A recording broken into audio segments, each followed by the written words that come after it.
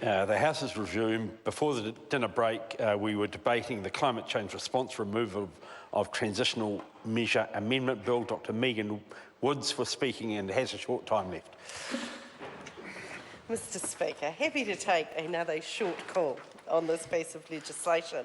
So before the dinner break, Mr Speaker, we were talking about the very small contribution to our overall target that this piece of legislation will take in terms of the emissions trading scheme and the wider options of the ways in which we can reach our pre-2020 targets and also our post-2020 targets.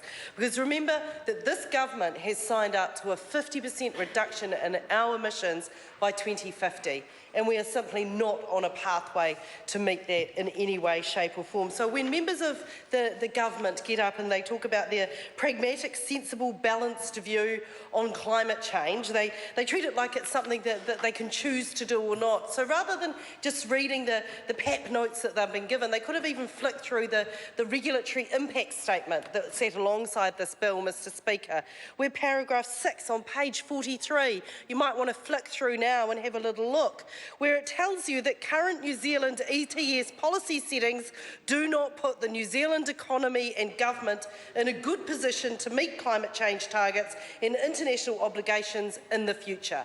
The stark reality, Mr Speaker, is that we are not doing what we need to do in order to protect our planet or to protect our economy into the future. So when the Minister says that they're having to balance jobs, by not acting on climate change, this government is putting our economy and the security of jobs at risk.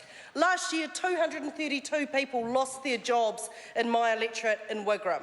They lost their jobs shelling mussels, and they lost their jobs because the water in Northland was too warm for the mussel sprat to grow, and that plant was shut down. The R&D needed to do the breeding under new conditions simply hadn't kicked in. The Minister, Jerry Brownlee's response, in this case that Minister, was, there's plenty of work in Christchurch in the rebuild. To go from shucking mussels to picking up a paintbrush requires something in the middle, and that is the role of government, Mr Speaker.